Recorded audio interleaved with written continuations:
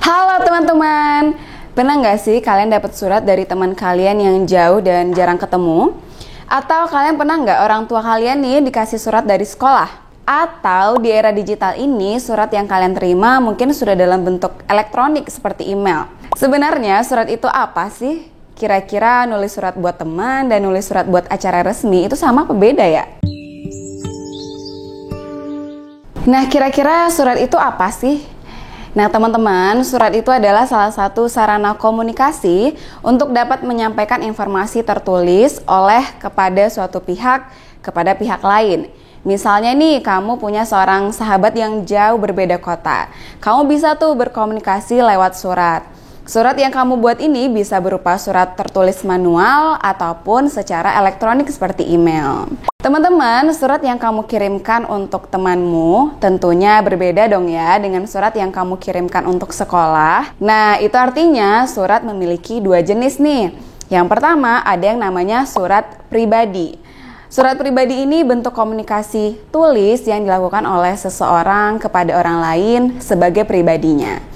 Misalnya, kamu mau bercerita tentang liburan semestermu kepada sahabat. Berarti, surat yang kamu buat adalah surat pribadi.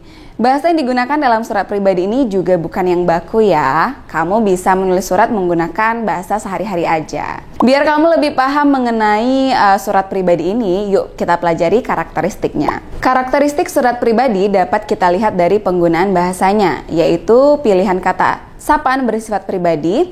Kemudian bahasa surat ini tidak formal tetapi santun gitu ya. Terus pilihan ragam bahasa tergantung siapa penerima surat. Kemudian penggunaan sapaan yang santai. Contohnya nih, salam rindu untuk Lika. Aku kangen banget loh sama kamu, semoga kabar kamu baik ya. Gimana belajarmu di sekolah? Kamu tetap jago di pelajaran bahasa Indonesia kan? Aku udah lama banget gak belajar sama kamu, semoga liburan nanti bisa ketemu ya. Nah teman-teman, kelihatan kan kalau penggunaan bahasanya itu santai dan bersifat pribadi. Jenis lainnya kira-kira jenis apa nih teman-teman? Nah, kalian pernah nggak dapat surat dari OSIS untuk menghadiri sebuah kegiatan? Atau kamu selaku pengurus OSIS mau bikin kegiatan dan meminta izin kegiatan tersebut kepada kepala sekolah? Nah, kira-kira boleh nggak tuh kalau pakai surat pribadi? Yap, nggak bisa ya teman-teman.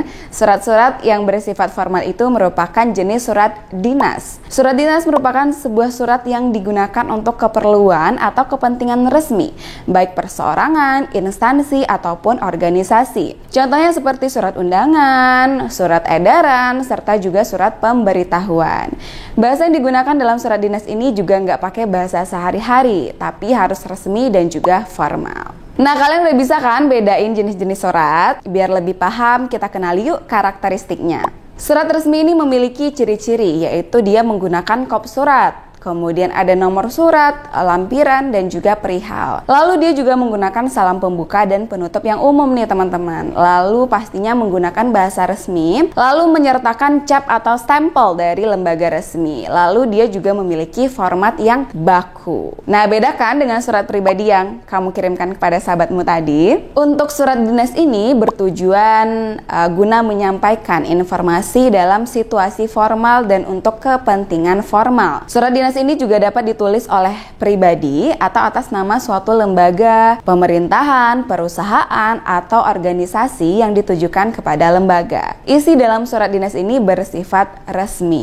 Dalam menulis surat dinas, ada hal yang perlu diperhatikan nih teman-teman, yaitu penggunaan bahasanya. Bahasa yang digunakan pada surat dinas ini lebih mudah dibandingkan surat pribadi. Selain bahasanya yang baku dan formal, surat dinas disusun dengan sistematika atau struktur yang teratur loh teman-teman. Jadi nih, struktur surat dinas ini ada kop surat, nomor surat, tanggal surat, kemudian ada lampiran, kemudian ada perihal, lalu ada alamat surat, salam pembuka, kemudian isi suratnya, lalu yang terakhir adalah paragraf penutup. Lalu yang terakhir di bawah banget pastinya ada nama dan tanda tangan pihak yang memperkuat surat serta nama dan tanda tangan si penulis surat. Teman-teman coba deh perhatikan gambar yang ini nih.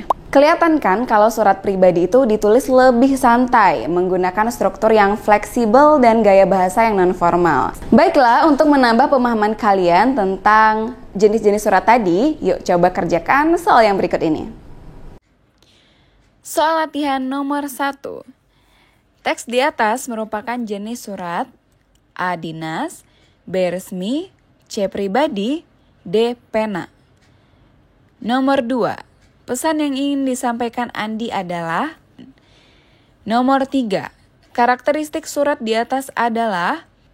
Nomor 4. Tentukan pernyataan ini benar atau salah. Bagian Halo Alfa merupakan salam pembuka surat. Gimana teman-teman? Apakah soalnya sudah selesai dikerjakan?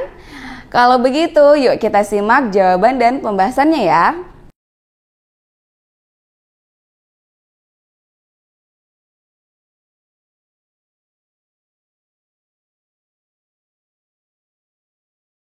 Oke deh teman-teman, pastinya mempelajari surat ini bermanfaat banget ya buat kita, terutama nih dalam berkomunikasi secara tulis, baik formal maupun non-formal. Setelah belajar materi ini, kalian pasti jago deh nulis surat. Mari terus belajar dan mencintai bahasa Indonesia untuk terus menjunjung tinggi bahasa persatuan bahasa Indonesia. Sampai jumpa di video lainnya. Bye-bye!